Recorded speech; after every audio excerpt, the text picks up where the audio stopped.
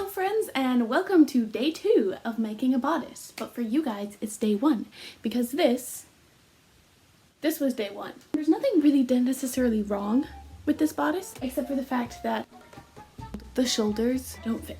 I decided today I'm going to try and follow Micarah Tewers' tutorial on just the bodice part of her Snow White costume. This is my only instruction.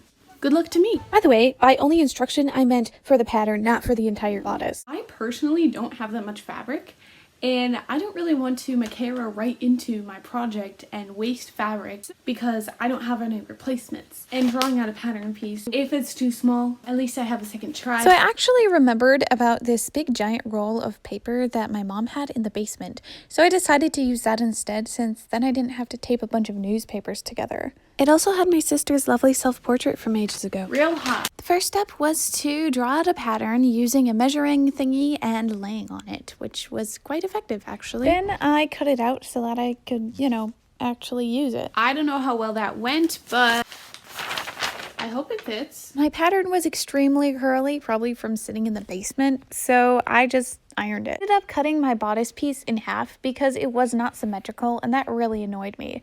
And then I cut out my lining. No offense to Micarah, but I am a little confused. I'm trying to figure out exactly what she's doing, and I'm really confused. I literally watched this clip so many times, and I'm still confused. I have 2 pieces here. I'm going to bone them, I guess. Feel free to roast me in the comments for this. I drew the lines where I wanted the boning with marker, so yeah. I'm definitely no stranger to this step, which is just making boning channels. I know that Micarah does things like this all the time, and they work out great. I do things like this all the time, and they never work out. I am terrified about the fact that I have yet to try this on. I will not be able to try it on until I'm done. I have faith this time it'll work out. This project is officially official.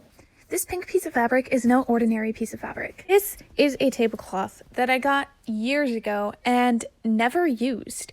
I just wanted to use something nice for it, which is really funny because it's literally just a tablecloth. It was the only piece of fabric that I had that I knew that I wouldn't run out of that was in the color pink. I was a little sad to cut it up, honestly, because now I don't have a tablecloth that hasn't been cut for years, but it was time to use it. Here we have a bodice.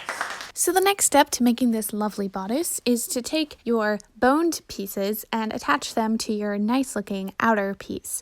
You're going to sew all the way around the edge except for the end. This is the moment of truth. The reason you need to leave one side open is that you now need to flip it inside out so that you have all fresh, nice looking seams instead of, gross ones all the way around your bodice. This looks like some kind of weird candy. I just knew that this bodice was going way better than it should, and I knew that something was going to happen, and I was right. In fact, I had made that bodice way more off the shoulder than I meant to because I was planning on going no off the shoulder. Because, Mrs. Potts is kind of an old lady. By the way, did I tell you guys that I'm making this for Mrs. Potts? Well, now you know. Desperate times call for desperate measures. This is what happens when you don't have very much fabric. Next, I cut out all of my back pieces, which was kind of a disaster in and of itself. I have a problem. I didn't think this through. If I use this for the back, which I did, the back is going to be way lower than I wish it to be. I'm playing Mrs. Potts, who's a teapot. I don't know about you, but I feel like in this show, the least amount of skin as possible should be showing. Is it just me, or is it weird to think about like a teapot having skin? It's just not good. I would just cut out new pieces, but that's all I got. So what I ended up doing is I just cut a new semicircle piece and just sewed it onto the existing pattern pieces that I already had.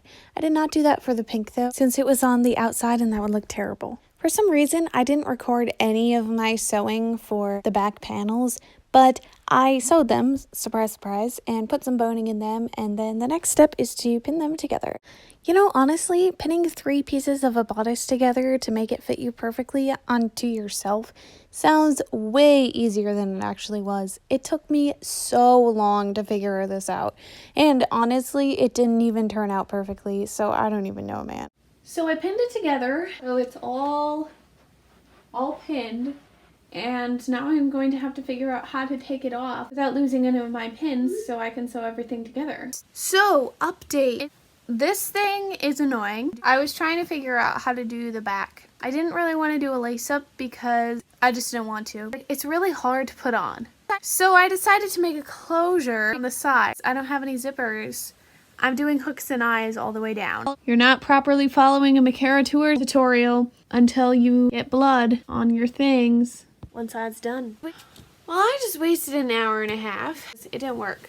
So what I ended up doing was taking an old shoelace and making a series of loops across the back to then lace up. And yeah, I decided not to use grommets because I was honestly just too lazy, but this took just as long as grommets, if not longer. So I don't know, man. Oh, and those hooks and eyes that I meticulously sewed on, yeah, those were completely and absolutely useless. I didn't actually take them out because I couldn't really bear to, but yeah, so that was a complete waste of time. Oh, and by the way, in case you were wondering why I had to pin the bodice on myself instead of my mannequin, which was sitting literally right there, it's because my mannequin isn't exactly my same shape and I didn't want to mess it up. Well, 7.5 hours later, we have ourselves the base of my bodice. And I also made a really big mess. Some of my final thoughts are, first of all, the bodice is not completely done. Still needs a stomacher, and I'm going to add a sleeve. In addition, I am going to have to add a spout, which will be a video in and of itself. This bodice turned out way better than I thought it would, and following a Micarah Tewers video was not as hard as I thought it would be. I will be documenting every step of making this Mrs. Potts costume. I really hope you enjoyed this video, and if you did, be sure to give it a like. And I hope you guys stick around for the entire making of the costume. Thanks for watching, and I will see you guys next time. Bye!